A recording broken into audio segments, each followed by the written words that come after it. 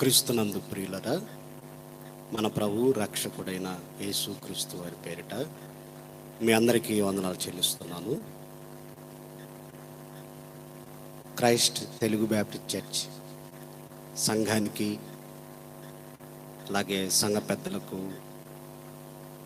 దైవ సేవకులు అబ్రహాం గారు, అలాగే మొదటి సందేశం అందించినటువంటి దైవ సేవకులు జాషువా నగర్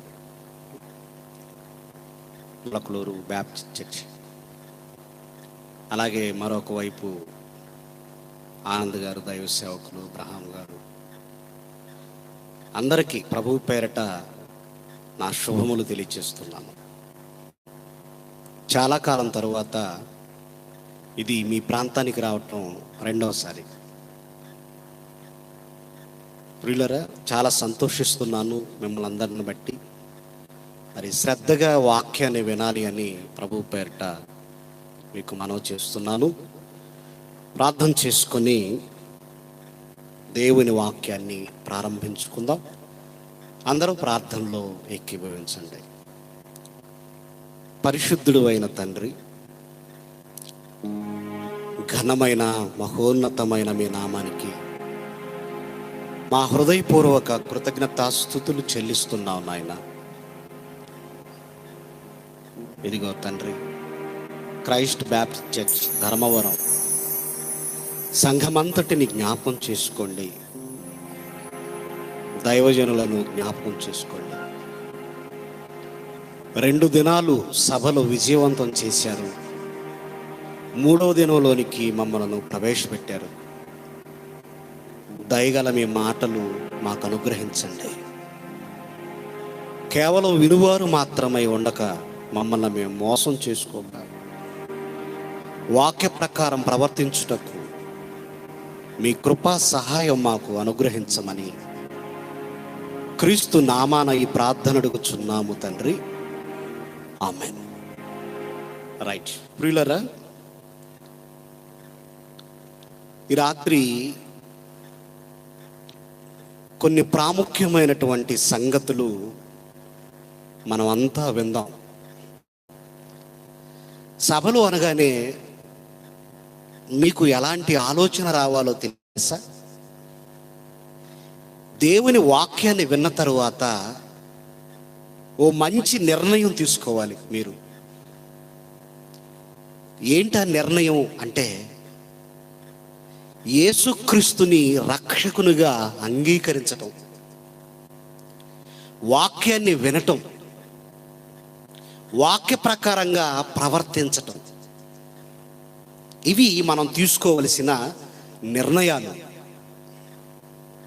ఎందుకంటే జీవితం అనేది చాలా చిన్నది, పెద్దదండి, చాలా చిన్నది. యాకోబు గారు తన గ్రంథంలో రాస్తూ పత్రికలో, మీ జీవం ఏ పాటిది, కొంతసేపు కనబడి అంతలోనే మాయమైపోవు ఆవిరి వంటిది కదా అన్నాడు. ఆవిరి ఎంతసేపు ఉంటుంది?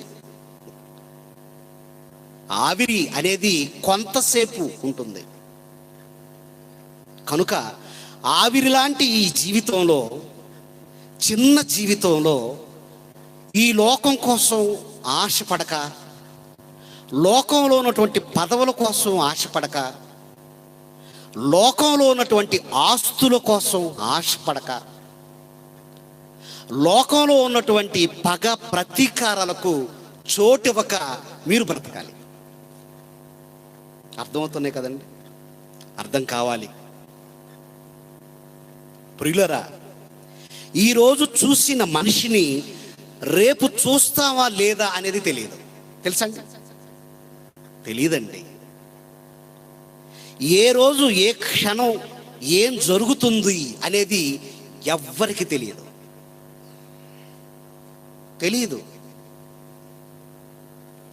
ఏ క్షణంలో మృత్యు సంభవిస్తుందో తెలియదు. ఏ క్షణంలో ఈ లోకాన్ని మనం విడిచిపెడతామో తెలియదు. ఉండేవాళ్ళు ఎవరు లేరండి ఇక్కడ. ఉన్నారండి ధర్మవరంలో? లేరు. అంతా వెళ్ళిపోయేవారం. మనం ఉండటానికి రాలేదు ఈ భూమి మీదకి. కొంతకాలం మాత్రమే ఉండి మరలా ఈ లోకాన్ని విడిచి వెళ్ళిపోవాలి. అందుకే ప్రవక్తలు ఏం చెప్పారో తెలుసండి? భూమి మీద మనం పరదేశులం, యాత్రికులం అన్నాడు. పరదేశులు అంటే అర్థం ఏంటంటే మనకు ఈ లోకానికి ఎటువంటి సంబంధం లేదు అన్నాడు. పరదేశులు. ఇది వేసవకాలం కదండి. ఈ వేసవకాలంలో చాలామంది కర్నూలు నుంచి, ఆ తరువాత ఎమ్మిగనూరు నుంచి, గుంతకల నుంచి చాలామంది పని చేసుకోవటానికి వస్తారు. మన ప్రాంతానికి వస్తుంటారు. ఎందుకంటే అదంతా కరువు ప్రాంతం కదండి. వర్షాలు సరిగా పడవు, పంటలు సరిగా పండవు. మరి ఇలాంటి కరువు పరిస్థితుల్లో కుటుంబాన్ని, బిడ్డల్ని పోషించుకోవటానికి ఏం చేస్తారంటే మన ప్రాంతాలకు వస్తారు. మన ప్రాంతాలకు వచ్చి ఇక్కడ పని చేసుకొని ఆ తర్వాత మరలా వెళ్ళిపోతారు. అర్థమైందండి? మరలా వెళ్ళిపోతారు వాళ్ళు. అంటే మన ప్రాంతానికి బ్రతకటానికి వచ్చిన వారిని మనం ఏమంటాయంటే పరాయి గ్రామం నుంచి వచ్చారు, పరులు, పరదేశులు ఇలా కూడా అనొచ్చు. మన ప్రాంతపు వారు కాదు. అలాగే ఈ లోకానికి మనకి ఎటువంటి సంబంధం లేదు, పరదేశులం. ఆ తరువాత యాత్రికులం అన్నాడు. యాత్రికులు అంటే ప్రయాణం చేసేవారు. ఒక లోకం నుంచి మనం అంతా ప్రయాణం చేసుకుంటూ ఈ లోకానికి వచ్చాం. ఇక్కడ ఒక కారణాన్ని బట్టి వచ్చి దేవుని కార్యక్రమాలు ముగించి మరలా యాత్ర చేస్తూ వెళ్ళిపోవాలి. లోకాన్ని విడిచిపెట్టాలి, శరీరాన్ని విడిచిపెట్టాలి, కట్టుకున్న భార్యను విడిచిపెట్టాలి, కన్నవారిని విడిచిపెట్టాలి, ఒంటరిగా వెళ్ళిపోవాలి కదండి. తల్లి గర్భంలో ఎలా వచ్చాం?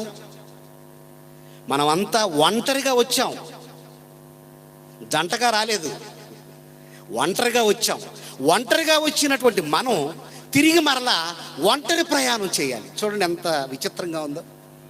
ఒంటరి ప్రయాణం. ఆత్మ శరీరాన్ని విడిచిపెట్టడం మృత్యువు. ఆ ఆత్మ ఒంటరి ప్రయాణంతో వెళ్ళిపోవాలి. ఎక్కడికి? ఎప్పుడైనా ఆలోచించారా? ఈ ప్రయాణంలో నేను ఎక్కడికి వెళ్ళాలి అని మీరు ఆలోచించారా? బాగా చీకటిగా ఉందనుకోండి, ఏమండి, భయం వేస్తుంది, కొంచెం అక్కడ దాకా తోడుగా రారండి ప్లీజ్ అని మీ భర్తను అడిగారు అనుకోండి, వస్తాడు, తోడుగా వస్తాడు. ఆ చీకట్లో అక్కడ దాకా వస్తాడు. ఏదో కొట్టుకాడికి మీరు వెళ్ళాలి. అది చీకటిగా ఉంది. ఆ చీకటిలో మీరు భయపడుతున్నారు, మీ భర్త సహాయాన్ని కోరారు, వస్తాడు. చీకటిలో తోడుగా వచ్చాడు. మరి మరణంలో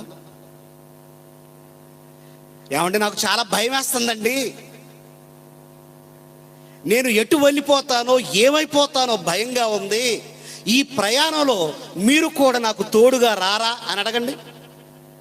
ఏమంటాడు? నీ ప్రయాణం నీదే, నా ప్రయాణం నాదే. చీకట్లో తోడుగా వచ్చిన నీ భర్త, కష్టాల్లో తోడుగా వచ్చిన నీ భర్త చావులో నీకు తోడుగా రాడు. నీ దారి నువ్వు వెళ్ళిపోవలసిందే, నీ ప్రయాణం నువ్వు చేసుకోవలసిందే. ఇలాంటి పరిస్థితుల మధ్య మనం బ్రతుకుతున్నాం. అందుకే యేసుక్రీస్తు వారు వచ్చారు. యేసుక్రీస్తు వారు వచ్చి ఈ ప్రపంచాన్ని చూసి బాధపడ్డాడు. ఆయన బాధపడ్డాడు. ఏదైనా రోగం వచ్చిందనుకోండి, డాక్టర్ గారు ఏం చేస్తాడంటే నాడి పట్టుకుంటాడు కదండి. నాడి పట్టుకొని విషయం చెప్పేస్తాడు. ఎప్పుడు పోతాడో కూడా చెప్తాడు నాడి పట్టుకుంటే. అంత అనుభవం ఉన్న వాళ్ళు ఉన్నారు డాక్టర్లో. నాడి పట్టుకుంటే రోగం చెప్పేవాళ్ళు, నాడి పట్టుకుంటే ఎప్పుడు చచ్చిపోతావో కూడా చెప్పే డాక్టర్లు ఉన్నారు. నాడి పట్టుకుంటే అర్థమైపోద్ది. ఒక డాక్టరు ఒక పేషెంట్ నాడి పట్టుకొని రోగ స్థితిగతులు చెబితే యేసుక్రీస్తు వారు కూడా ప్రపంచ మనుష్యుల యొక్క నాడి పట్టుకున్నాడు. ఆ నాడి పట్టుకుంటే ఏం తేలిందో తెలుసా? ఆ నాడి పట్టుకుంటే మనుషుల నాడి. యోహాను సువార్త 8వ అధ్యాయం చూడండి. అందరూ బైబిల్ తీసి చదవండి ప్రియులరా. యోహాను సువార్త 8వ అధ్యాయం 21 చదువుదామండి. యోహాను సువార్త మరి ఒకప్పుడు 8వ అధ్యాయం 21. మరి ఒకప్పుడు ఆయన నేను వెళ్ళిపోవచ్చున్నాను, మీరు నన్ను వెదకుదురు గాని మీ పాపములోనే ఉండి చనిపోతారు. బా, ఏం చెప్పాడండి!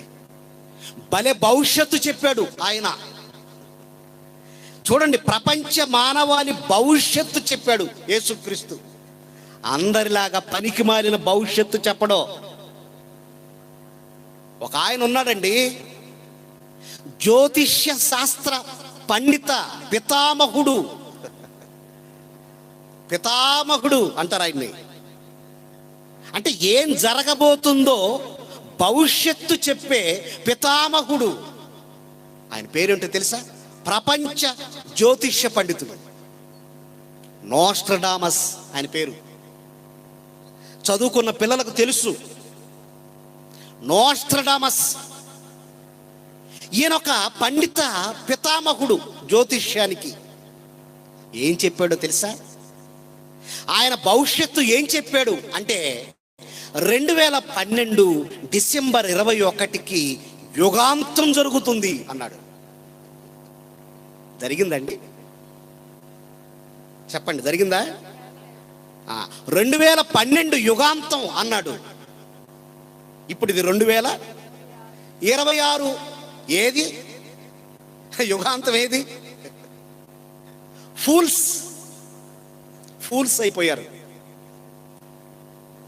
ఆ తరువాత మరొక ఆయన ఉన్నాడు, IAS PhD. ఆయన IAS అంటే చాలా పెద్ద చదువు అండి. PhD అంటే ఒక సబ్జెక్ట్ మీద స్కాలర్. ఆయన డాక్టర్ వేదవ్యాస్, IAS PhD. 1999కి యుగాంతం అన్నాడు. 99కి యుగాంతం ఏం జరగలేదు, ఫ్లాప్ అయ్యాడు. కానీ యేసుక్రీస్తు వారు చెబుతున్నాడు భవిష్యత్తు. ఆయన భవిష్యత్తును తప్పుపట్టే మొనగాడు లేడు. కుక్కలు మొరుగుతాయి, యేసుక్రీస్తుని గురించి మొరుగుతాయి, కానీ ఆయన ఎవడో కదిలించలేడు. ఆయన ఎవరు కదిలించగలరు? ఆయన ఎవరు తప్పు పట్టగలరు? మొరగటం తప్ప యూట్యూబ్ ఛానల్ పెట్టుకొని మొరుగుతారు అంతే. ఆయన చెప్పిన భవిష్యత్తు ఎంత బాగుందో చూడండి. నేను వెళ్ళిపోతున్నాను అన్నాడు. ఎక్కడికయ్యా? ఎక్కడికి? ఏ లోకాన్ని నుండి నేను వచ్చానో మరలా ఆ లోకానికి నేను వెళ్ళిపోతున్నాను అంటున్నాడు యేసుక్రీస్తు. పరలోకం నుంచి భూమి మీదకి వచ్చాడు. భూమి మీద నుంచి మరలా తిరిగి వెళ్ళిపోతున్నాడు పరలోకానికి. అలా వెళ్ళిపోతూ చెప్పాడు. ఏమనో తెలుసా? మీరు మీ పాపములోనే ఉండి చనిపోతారు అన్నాడు. అంటే పాపం ఎంత భయంకరమైంది వింటున్నారండి? పాపం అనేది ఎంత భయంకరమైంది అంటే మనిషి పాపంలో నుంచి బయటకు రాలేడు. ఒక్కసారి పాపం చేశాడా ఆ పాపంలో నుంచి ఇక బయటికి రాడు. అది చాలా ఆకర్షణీయమైంది పాపం. ఒక్కసారి తప్పు చేశావా ఆ తప్పులో నుంచి బయటపడటం కష్టం అండి, చాలా కష్టం. తెలుసా? మాకు తెలిసిన వ్యక్తి ఉన్నాడండి. వాళ్ళు నాయుళ్ళు. బాబాయ్ని పిలిచేవాళ్ళు. ఎందుకంటే పొలం మా పొలం ప్రక్కనే వాళ్ళది. మా నాన్నని అన్నాన్ని పిలిచేవాడు. చాలా ఎకరాల పొలం ఉంది, మంచి భార్య ఉంది, మంచి ఇల్లు ఉంది, మంచి ఆస్తి ఉంది, తినటానికి మంచి తిండి, కట్టుకోవటానికి మంచి బట్ట ఉంది. కానీ ఒక స్త్రీ వ్యామోహంలో పడ్డాడు. ఆమె ఎవరు అనుకుంటున్నారు? వేశ్య. ఎందుకంటే మాకు ఇవన్నీ చెబుతున్నారంటారా? చెప్పాలి మరి, చెప్పకపోతే ఎలా? నష్టం జరిగిద్ది తర్వాత. ఇక్కడికి దైవజనుడు ఎందుకు వచ్చాడో తెలుసా? మీ మెప్పుకోరి కాదు, మీ మనస్సును గాయం చేసైనా సరే మంచి మాటలు చెప్పాలి, మీ జీవితాన్ని బాగు చేయాలి. అది దైవజనుడు ఉద్దేశం. అంతేనండి. ఉన్న పొలం అంతా రాసిచ్చాడు.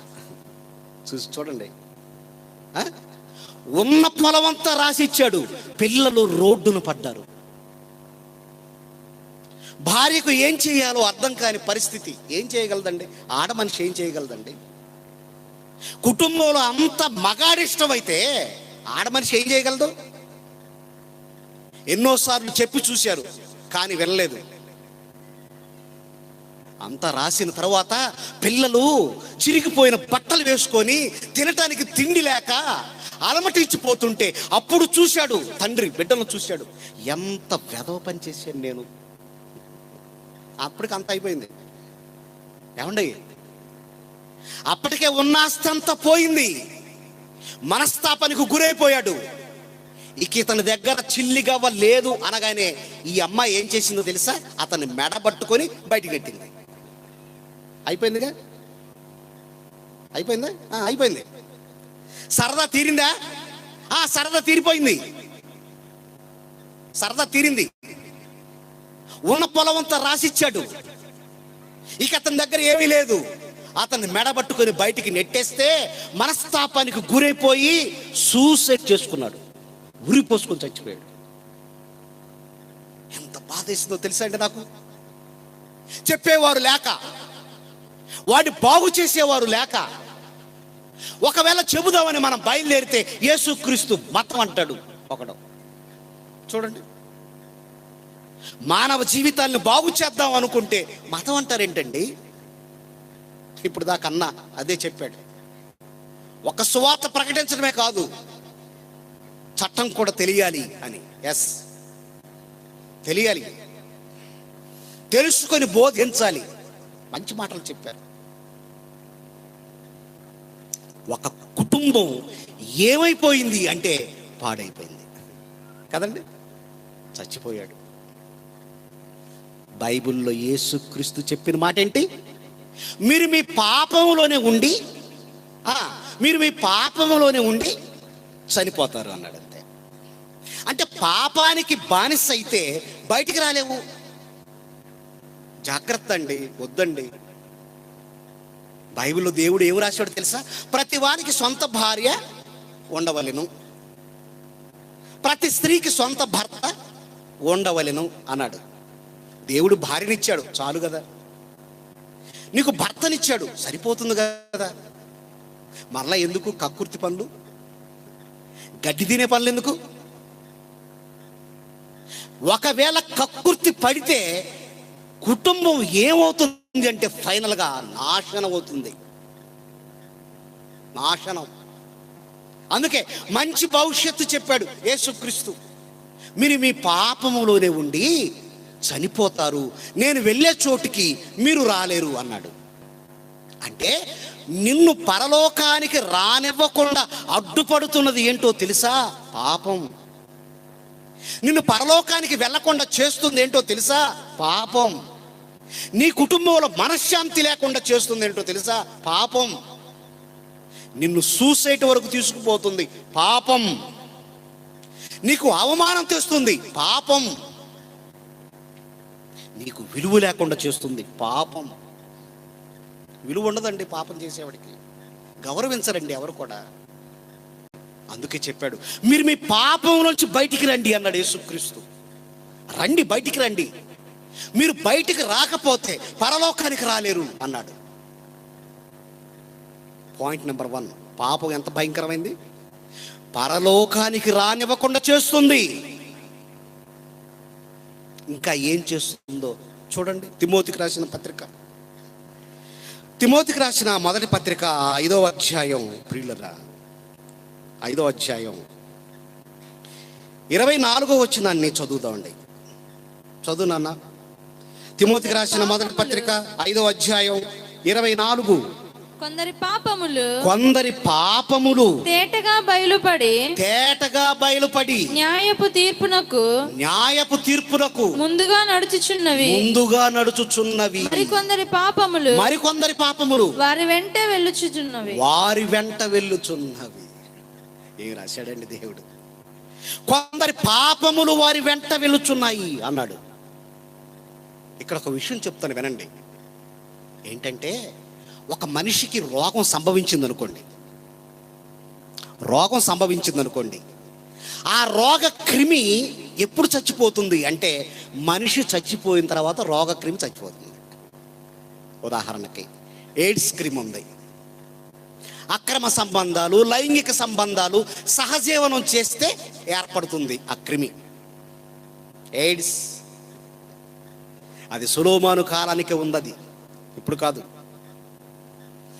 తుదకు వాని శరీరమును, తుదకు వారి మాంసమును తినివేయును అన్నాడు. ఎయిడ్స్ పేషెంట్ ఎలా ఉంటాడు తెలుసా అండి? మాంసం అంతా పురుగు తినేస్తుంది, కళ్ళు ఎక్కడో లోపలికి వెళ్ళిపోతాయి, చేతులన్నీ పుల్లల్లాగా ఉంటాయి. మంచంలో ఏమండి ఒక రోగిగా ఉంటాడండి. ఎంత పెద్ద ఆకారం కలిగిన వ్యక్తి కూడా ఆ క్రిమి సంభవిస్తే, ఎయిడ్స్ సంభవిస్తే మంచంలో ఎలా ఉంటాడో తెలుసా అండి?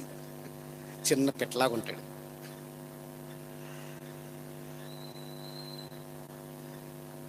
ఒంటిలో బలం ఉన్నంత కాలం, కండలో బలం ఉన్నంత కాలం లెక్క చేయలేదు. ఎవరి మాట వినడు, ఎవరు చెప్పినా వినడు. కానీ చివరికి మంచాన పడిన తర్వాత ఏమంటాడు? అయ్యో ఎంత తప్పు చేశాను అంటాడు కదండి. అవునా కాదండి? చెప్పండి, అనుకున్న వాళ్ళు చెప్పండి. నేను ఎంత తప్పు చేశాను అంటాడు. అవునండి, చేయకూడదండి. నీ ఆరోగ్యం దెబ్బతింటుందండి, నీ భార్య దిక్కులేదైపోద్దండి, నీ పిల్లలు దిక్కులేని వారుగా మారిపోతారండి. అంతే కదండి. కుటుంబానికి పెద్ద ఎవరు? తండ్రి. భార్యకు శిరస్సు ఎవరు? భర్త. శిరస్సుగా ఉన్న ఆ భర్త లేకపోతే, ఆ కుటుంబానికి పెద్ద దిక్కు లేకపోతే ఎలా ఉంటుంది చెప్పండి? ఎలా ఉంటుంది? భయంకరంగా ఉంటుంది. తండ్రి మందుకు అలవాటు పడ్డాడు. ఏం చేస్తున్నాడు? బాటిల్ తెచ్చుకుంటున్నాడు, ఒక పక్క గ్లాస్ పెట్టుకుంటున్నాడు, తాగుతున్నాడు. కొడుకు ఏం చేశాడు తెలుసా? వాడు కూడా వాటర్ బాటిల్ తెచ్చుకున్నాడు, పక్కన పెట్టుకున్నాడు. డిస్పోజ్ గ్లాసులో వాటర్ పోసుకోవటం, ఆయన తాగి ఎలాగైతే యాక్ట్ చేస్తాడో వీడు కూడా అలాగే వాటర్ తాగి యాక్ట్ చేయడం. ఆయన సిగరెట్ ముట్టిస్తాడు, వీడేం పేపర్ చుట్టి వీడు ముట్టిస్తాడు. అంతే కదండి. తండ్రి ఏది చేయుట కుమారుడు చూచునో పూర్తి చేయండి, అదే చేస్తాడు. తల్లి బట్టలు ఉతుకుంది అనుకోండి, బుట్టది ఏం చేస్తుంది? మా ఇంట్లో కూడా బుట్టది ఉంది, నా మనవరాలు. అదేం చేస్తుందంటే, వాళ్ళమ్మ బట్టలు ఉతుకుతుంటే ఇది కూడా బట్టలు ఉతుకుతూ ఉంటుంది. నీళ్ళలో పిండుతుంటే ఇది నీళ్ళలో పిండుతూ ఉంటుంది. మళ్ళీ నన్ను పిలిచి చూడు అంటది. తల్లి ఏం చేస్తుందో బిడ్డ చూసి అదే చేస్తుంది. తండ్రి ఏం చేస్తాడో బిడ్డ కూడా చూసి అదే చేస్తాడు. తండ్రి మందు తాగుతున్నాడు, బిడ్డ కూడా చూశాడు. ముందు వాటర్తో ప్రారంభించాడు, ఆ తరువాత పెద్ద అయిన తర్వాత వీడు కూడా బానిస అయిపోయాడండి. తాగి లివర్ డ్యామేజ్ అయ్యి, లివర్ ఫెయిల్ అయ్యి తండ్రి చచ్చిపోయాడు. కొడుకు కూడా తాగి అవయవాలన్నీ పాడైపోయి కొడుకు చచ్చిపోయాడు. ఇప్పుడు ఇంట్లో విధవరాలు ఎంతమంది? మీరు మౌనంగా ఉంటే ముగిస్తా. మీరు మాట్లాడుతుంటే వాక్యం అర్థమవుతుందని భావిస్తా. ఆ ఇంటిలో 2 విధవరాలండి. తల్లి ఒక విధవరాలు, కోడలు విధవరాలు. ప్రతి పురుషుడు కన్ను ఎటుంటుంది చెప్పండి? ఆ ఇంటి మీద ఉంటుంది. దారిని పోయేవాడి ప్రతి కన్ను ఆ ఇంటి మీదనే ఉంటుంది. అవసరం అండి మనకి? అవసరం అండి. దేవుడు మనిషికి స్తన్యపానం ఇచ్చాడు పుట్టినప్పుడు కదండి. అమ్మ దగ్గర తాగామే పాలు, అవే స్తన్యపానం అంటారు.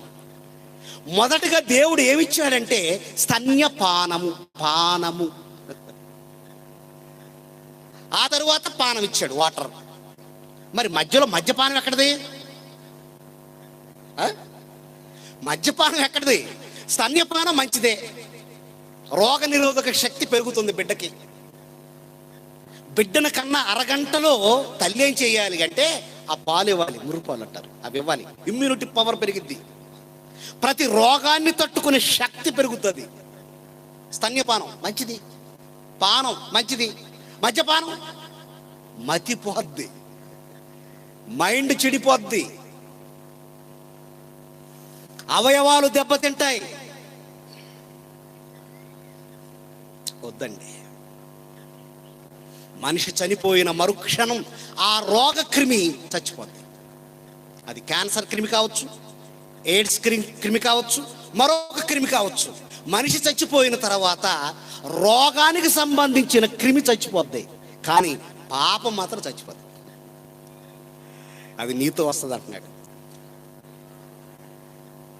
మనిషి మరణంతో రోగక్రిమి చచ్చిపోతే మనిషి మరణంతో పాపం అతని వెంట వస్తుందట. పాపం ఎంత భవిష్యత్తు చెప్తున్నాడు చూడండి యేసుక్రీస్తు. ఆయన ఆ పాపం నిన్ను విడిచిపెట్టదయ్యా, నీ వెంట వస్తుంది అన్నాడు. 2 పాయింట్లు అయిపోయాయి. ఒకటి, పాపం పరలోకానికి చేరకుండా చేస్తుంది. 2, ఇక 3 చూడండి. 3 హెబ్రీయులకు రాసిన పత్రిక, ప్రియులరా, హెబ్రీయులకు రాసినటువంటి పత్రిక, హెబ్రీయులకు రాసిన పత్రిక 12వ అధ్యాయం 14వ వచనాన్ని చదువుదండి. 12వ అధ్యాయం 14వ వచనం. అందరితో సమాధానమును పరిశుద్ధతయు కలిగి ఉండుటకు ప్రయత్నించుడి. పరిశుద్ధత లేకుండా ఎవడును ప్రభువుని చూడడు. అంటే దేవుణ్ణి చూసే అవకాశాన్ని కోల్పోతున్నామట మనం. ఎంత బాగా చెప్తున్నాడో తెలుసండి పౌలు గారు. అందరితో సమాధానంగా ఉండండి అన్నాడండి. కొందరితో అన్నాడా? అందరితో సమాధానంగా ఉండండి అన్నాడు. ఉంటామండి మరి మనం సమాధానంగా? ఇక్కడ మాత్రం తలకాయలు ఊపుతాం. ఇంటికి వెళ్ళిన తర్వాత వాడి కుటుంబం వేరు, నా కుటుంబం వేరు. అసలు నా కుటుంబం బలగం ఎంత అనుకుంటున్నావు? అసలు ఈ ధర్మవరంలో మా తాత ఎప్పుడు పెట్టాడు అనుకుంటున్నావు? ఎందుకు ఈ డాబ్సోరి మాటలు? చిన్న ప్రాణం ఏ క్షణంలోనో ఈ లోకాన్ని విడిచిపెట్టే జీవితం ఎందుకండి? అందరితో సమాధానం. మన యూత్కి ఒక మాట చెప్పానండి. యూత్కి కొట్టుకుంటున్నారు, 2 పార్టీలు కదండి, కొట్టుకుంటున్నారు. రేయ్, మీరు దళితులు, మనమంతా పేదవాళ్ళం.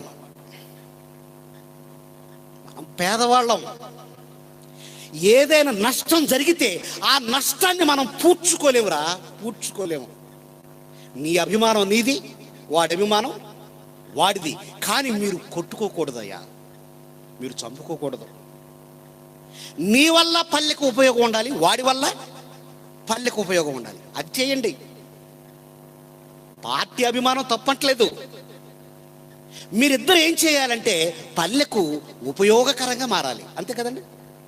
ఉపయోగకరంగా ప్రజలు ఏ సమస్యతో బాధపడుతున్నారో ఆ సమస్యని తీర్చి చూపించి మగాడు అనిపించుకో. ఇదేంటి క్వార్టర్కి తాగేసుకోవటం, కొట్టుకోవటం. ఆ తర్వాత మరి వాడు వచ్చాడు, లీడర్ వచ్చాడా? వీళ్ళిద్దరు కొట్టుకున్నారండి, లీడర్ వచ్చాడా? లీడర్ ఏం చేస్తాడంటే మండుతున్న ఆ కట్టెల మీద ఇంకొంచెం ఆజ్యం వస్తాడు. అంటే కొట్టుకుని చావండానే సమాధాన పరచడవా? సమాధాన పరచలేరు మీరు సమాధాన పరచలేరు. కానీ యేసుక్రీస్తు మాట్లాడుతున్నాడండి, అందరితో సమాధానంగా ఉండండి అయ్యా, మంచిదయ్యా అన్నాడు. చాలా ప్రశాంతంగా ఉంటుందని తెలుసా అండి. పగా ప్రతీకారం ఉందనుకోండి, నిద్రపోం, బయట మంచం కూడా వేసుకోలేం. ఎందుకంటే ఎవడొచ్చి చంపుతాడు అని భయం. అర్థమైందే? ఆరోగ్యం ఉండదండి. పగా ప్రతీకారాలతో ఆరోగ్యం ఉండదు. పగా ప్రతీకారం ఉందనుకోండి, బీపీ ఎంతకు పోద్ది, పెరుగుతూ ఉంటుంది ముళ్ళు. ఆ బీపీ హై బీపీగా మారిపోతే కొన్ని సందర్భాల్లో ప్రాణం కూడా పోద్దండి. ప్రాణం పోద్దండి, నిజమండి. మీరు ప్రశాంతంగా ఉండండి, మీ బీపీ కూడా ఎలా ఉంటుంది? కంట్రోల్లో ఉంటుంది. కంట్రోల్. కొంతమంది చూడండి, చిన్న చిన్న విషయాలకు బీపీ. మటన్ సరిగా ఉడకలేదట, ఆ మాత్రం దానికి ఆయన బీపీ తెచ్చుకున్నాడు. ఆయన బీపీ తెచ్చుకొని చేయి చేసుకునేసరికి ఈ అమ్మాయి ఏమో ఊరి పోసుకొని చచ్చిపోయింది మటన్ కోసం. చూడండి కుటుంబాలు ఎలా ఉన్నాయో. సమాధానంగా ఉండండి, పరిశుద్ధతగా కలిగి బ్రతకండి. పరిశుద్ధత లేకుండా ఎవడు ప్రభువుని చూడలేడు అన్నాడండి. అంటే పాపంలో మనం ఉంటే దేవుణ్ణి చూసి అవకాశం పోగొట్టుకుంటాం, ఆ లోకానికి వెళ్ళే అవకాశం పోగొట్టుకుంటాం. మరి వీటిని విడిచిపెట్టాలి. మరి ఏం చెయ్యాలో తెలుసా? యేసుక్రీస్తు రక్తాన్ని ఆశ్రయించాలి. చూడండి, త్వరగా కొన్ని వచనాలు చూడండి. కొరింథీయులకు రాసినటువంటి 2వ పత్రిక 7వ అధ్యాయం 1వ వచనం చదువుతామండి. కొరింథీయులకు రాసినటువంటి 2వ పత్రిక 7వ అధ్యాయం 1వ వచనం. ప్రియులారా, మనకు ఈ వాగ్దానములున్నవి కనుక దేవుని భయముతో పరిశుద్ధతను సంపూర్తి చేసుకొనుచు శరీరమునకును ఆత్మకును కలిగిన సమస్త కల్మషము నుండి మనలను పవిత్రులుగా చేసుకొందుము. మీ జీవితాలని పవిత్రులుగా చేసుకోండి, పాపము నుంచి బయటికి రండి అంటున్నాడు పౌలు. దేవుని భయంతో అన్నాడండి.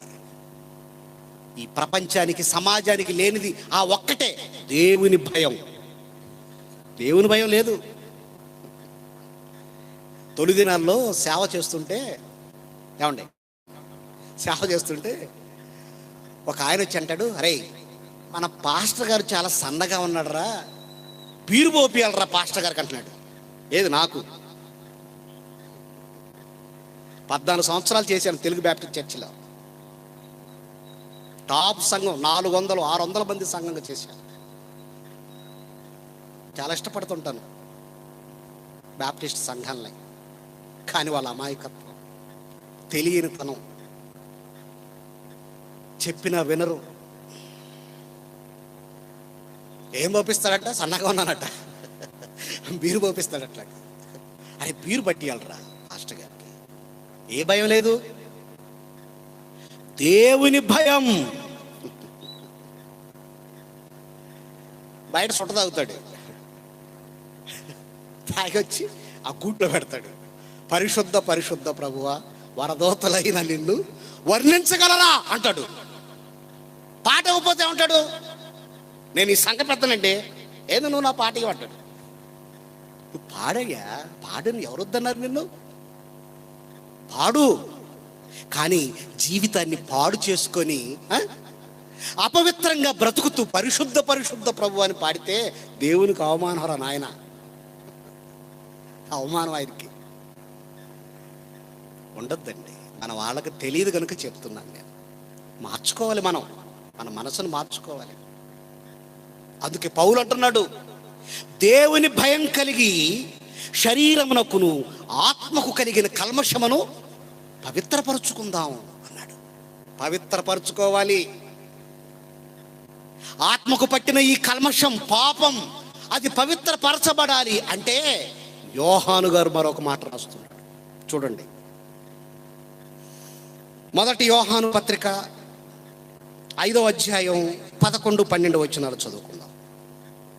యోహాను రాసిన మొదటి పత్రిక 5వ అధ్యాయం, ఆ సాక్ష్యమేమనగా, చూడండి అన్న 11వ వచనం. ఆ సాక్ష్యమేదనగా, దేవుడు మనకు నిత్య జీవము దయచేసెను. మనకు నిత్య జీవము దయచేసెను. ఈ జీవము ఆయన కుమారుని యందున్నది. ఆయన కుమారుని యందున్నది. దేవుని కుమారుణ్ణి అంగీకరించువాడు జీవము గలవాడు. దేవుని కుమారుని అంగీకరింపనివాడు జీవము లేనివాడే. అబ్బా, ఎవరిని అంగీకరించాలి మనం? యేసుక్రీస్తును అంగీకరించాలట. ఆయన అంగీకరిస్తే దేవుడు ఏం చేస్తాడు అంటే నీకు జీవాన్ని ప్రసాదిస్తాడట. జీవం అంటే ఎల్లప్పుడూ బ్రతికే స్థితి ఇస్తాడట మనకు. ఆయన అంగీకరించు, ఆయన యందు విశ్వాసముంచు, యేసుక్రీస్తునందు విశ్వాసముంచు, నీకు దేవుడు జీవాన్ని దయచేస్తాడు.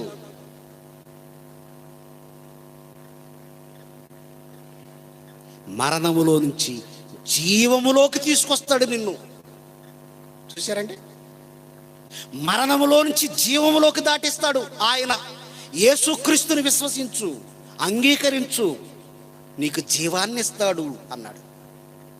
బ్రతికే స్థితినిస్తాడు అన్నాడు.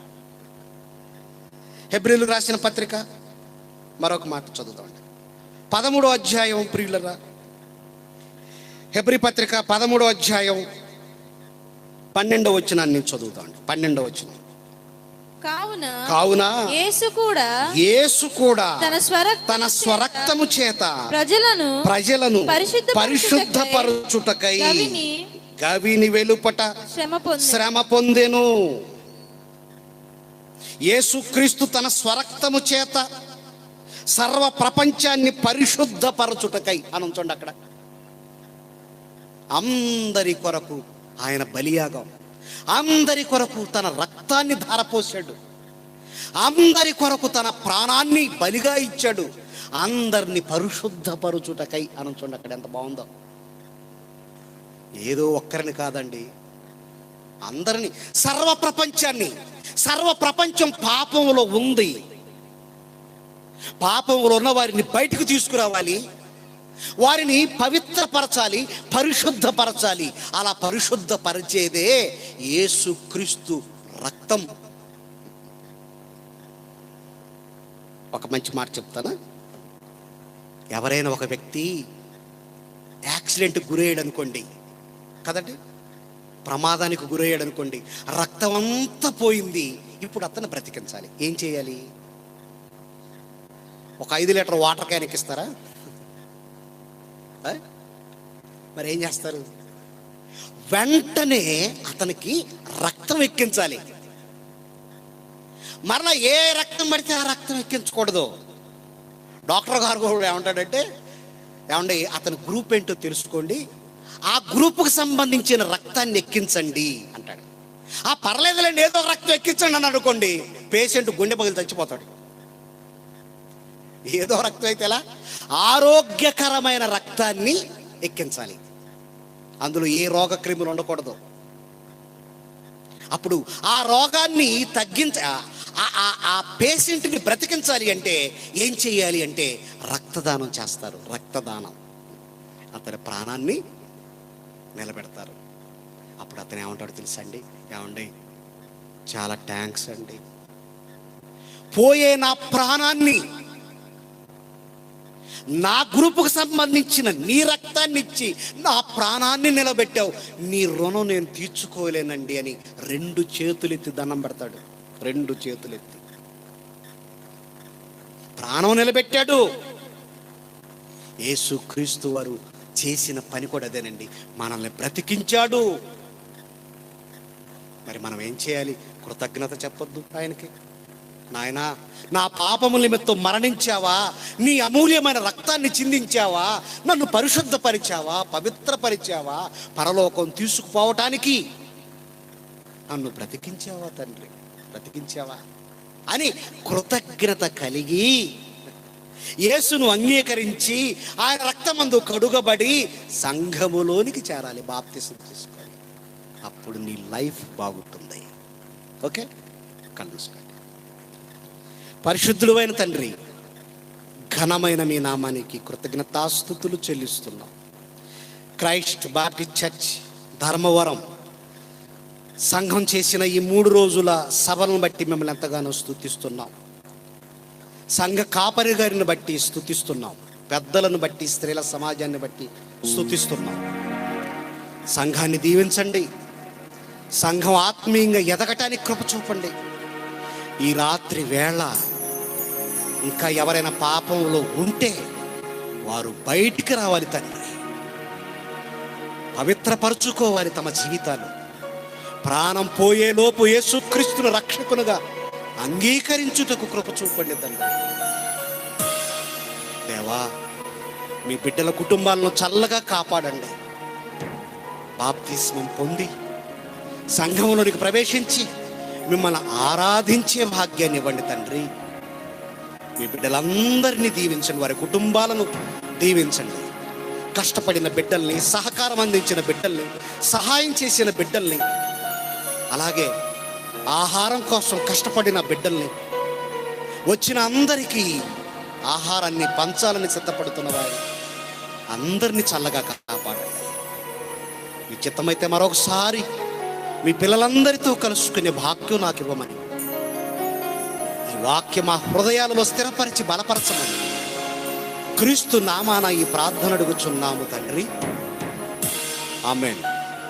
మరొకసారి సంఘానికి, సంఘ కాపరి గారికి ప్రత్యేకంగా వందనాలు చెల్లిస్తూ ముగిస్తున్నాను.